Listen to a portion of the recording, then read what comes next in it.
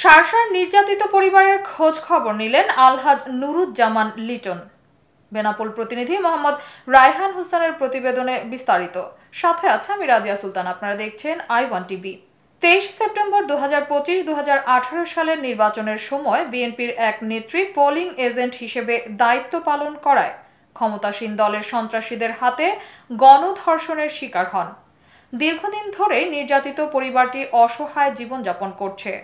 খুলনা বিভাগীয় ভারপ্রাপ্ত সাংগঠনিক সম্পাদক আলহাজ অনিন্দ ইসলাম অমিতের নির্দেশে মঙ্গলবার ওই নির্যাতিত পরিবারের খোঁজ খবর নিতে তাদের নিজ বাড়িতে যান শার্শা উপজেলা বিএনপির সাধারণ সম্পাদক ও গণমানুষের নেতা আলহাজ নুরুজ্জামান লিটন।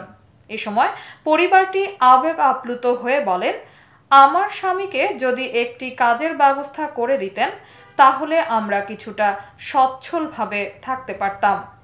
পরিবারের এই আবেগঘন কথার প্রেক্ষিতে আলহাজ নুরুজ্জামান লিটন আশ্বস্ত করে বলেন, দেশনায়ক তারেক রহমান সার্বক্ষণিক আপনাদের পরিবারের খোঁজ খবর নিচ্ছেন। আপাতত আপনার স্বামীর জন্য আমি বেনাপোলে একটি কাজের ব্যবস্থা করছি। আমি একটা কথা বলি, আমি শার্শা উপজেলা বিএনপি সেক্রেটারি হিসেবে আমি মনে করি যে আপনাদের পাশে থাকা উচিত। শুধু মুখে বলে গেলাম আর চলে গেলাম এরম না। আমি আপনাকে একটা বেনাপোলে একটা সুন্দর একটা কাজ দিতে চাই এবং সেই কাজ দিয়ে আপনি মোটামুটি আপনার সংসারটা চালাবেন। এটা হচ্ছে বিএনপির দায়িত্ব।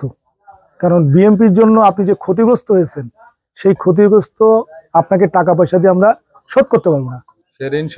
সেই ঋণ শোধ করার ক্ষমতা আমি কেন, আমার 14 গোষ্ঠীরও নেই।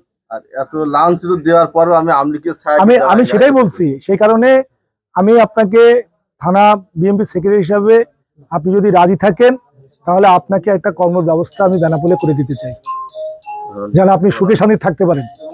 আর একটা কথা দিতে চাই, বিএনপি যদি ক্ষমতা আসে, আপনার কোনো সন্তান যদি থাকে তাহলে আমরা অনিন্দ ইসলাম অমিত যেহেতু আসছে, উনি আপনাদের কথা দিয়ে গেছেন, বিএনপি ক্ষমতা আসলে আমরা তার মাধ্যমে আমরা আমাদের নেতা আমাদের ভারপ্রাপ্ত চেয়ারম্যান জনাব তারেক রহমানের নির্দেশে বা তার ইয়েতে আপনার একটা ভালো জায়গায় আমরা তখন দিতে পারবো। এতক্ষণ সঙ্গে থাকার জন্য ধন্যবাদ। I1 টিভি নিয়মিত আপডেট পেতে ভিজিট করুন আমাদের ওয়েবসাইট, ফেসবুক, ইনস্টাগ্রাম ও ইউটিউব চ্যানেলে।